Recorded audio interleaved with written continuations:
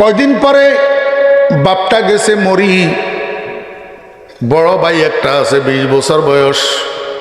এই বড় ভাই এটা এবার সংসারের হাল ধরছে কেমনে।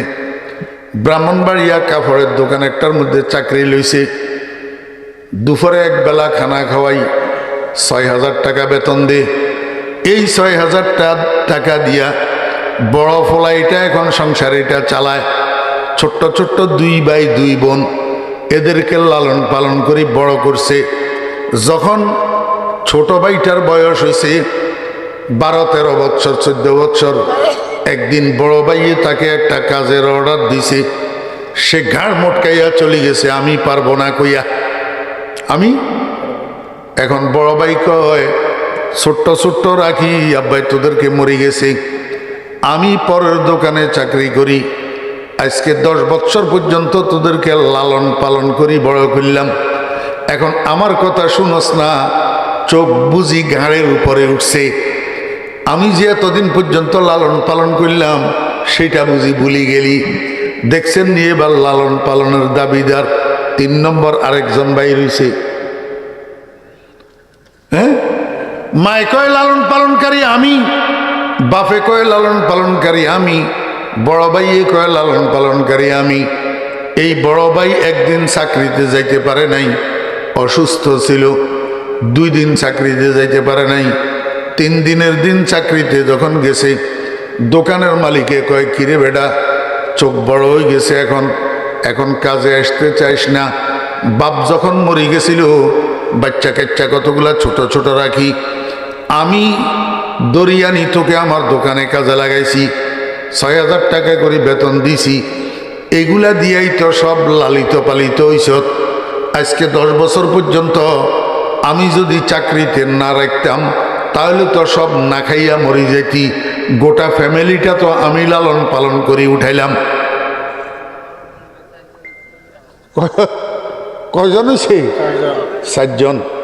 রাষ্ট্রের প্রেসিডেন্ট প্রধানমন্ত্রী কয়, আমার দল ক্ষমতায় আসলে আমার দেশের মানুষের 4টা ভাত খাইতে পারে।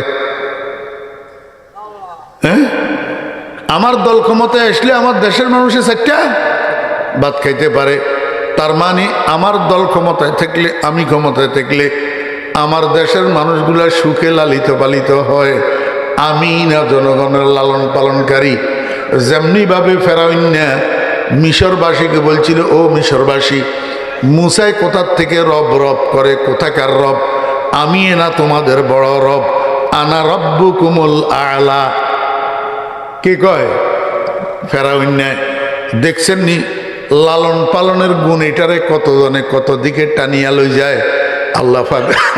আল্লাহ পাক রব্বুল আলামিন কয়, প্রকৃত পক্ষের লালন পালনকারী এদের কেউ না, আসল লালন পালনকারী আমি। আসল লালন পালনকারী আল্লাহ। কেমনে আল্লাহ? যতজনে লালন পালনের দাবি করতেছে কি দিয়া? হয় চাউল, না হলে গম, না হলে আম, না হলে কাঁঠাল, না হলে দুধ, না হলে ডিম, না হলে মধু, না হলে ফল ফ্রুট। এই সবগুলা জিনিস খাদ্য দ্রব্য উৎপাদন করেনেওয়ালা আসল কে? আল্লাহ। কিন্তু দুনিয়ার মানুষে বুঝে না।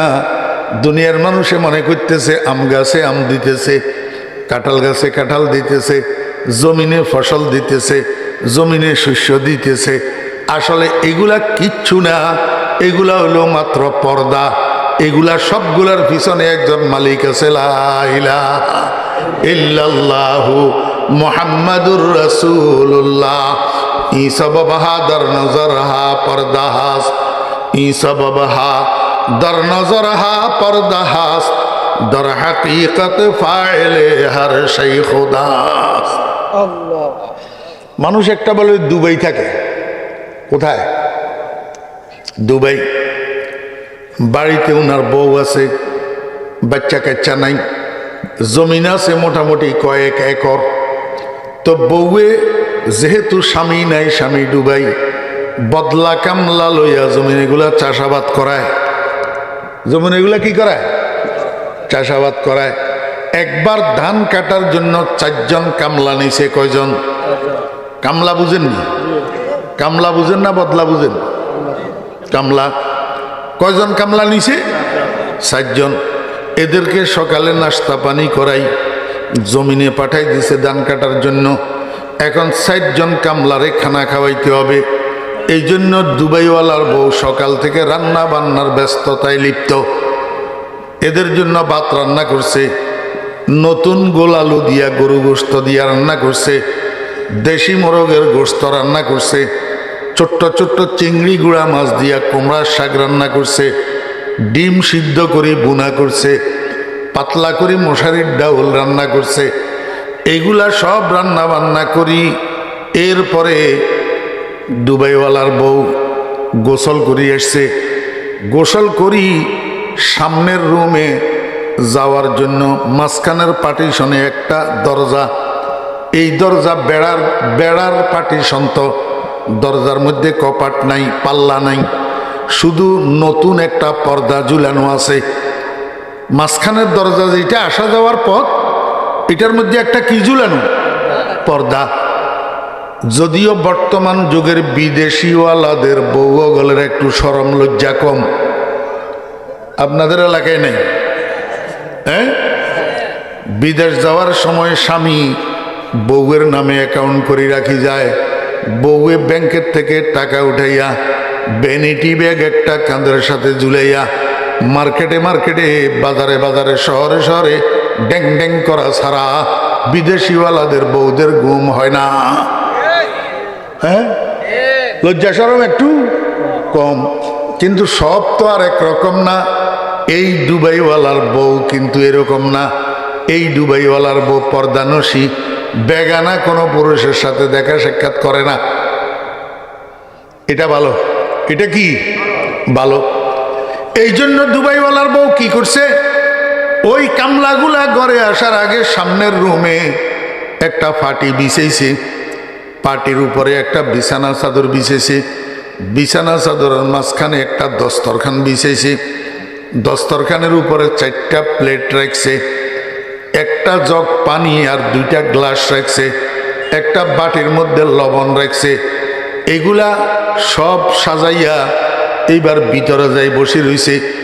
ভিতরে যাইয়া একটা বলের মধ্যে ভাত, আরেকটা ছোট্ট বলের মধ্যে গরুর গোস্ত, আরেকটা ছোট্ট বলের মধ্যে মুরগির গোস্ত, আরেকটা ছোট্ট বলের মধ্যে ডিম বুনা, আরেকটা ছোট্ট বলের মধ্যে কুমড়ার শাক, আরেকটা ছোট্ট বলের মধ্যে মশারির ডাউল। এগুলা লইয়া লইয়া রেডি রেখছে। এই সময়ের মধ্যে কামলা 4 জন গোসল টোসল করিয়া ঘরে আসছে খানা খাওয়ার জন্য। যখন সামনের রুমে আসি বসছে, দুবাইওয়ালার বউ নিচে দিয়া পর্দার আড়ালে থাকি বাতের বল এটা ঠেলেই দে, কামলারা টানিয়ে আনে, গোস্তর বল ঠেলিয়া দে, কামলারা টানিয়ে আনে, সবগুলা তরকারির বল পর্দার নিচে দিয়া ঠেলি দে দুবাইওয়ালার বউ, কামলারা টানিয়া টানিয়া লয়। আমার ভাইয়েরা, দোস্ত আবাব, খানা দানা খাইয়া এইবার পাশের বাজারে গেছে চা খাওয়ার জন্য। চা খাইতে খাইতে গল্প করতেছে, ইস দারুণ মালিকের কাজ পাইছি আজকে, দারুণ। দুবাই থেকে এত সুন্দর পর্দা আনলো, কত লক্ষ টাকা জানি এই পর্দার দাম।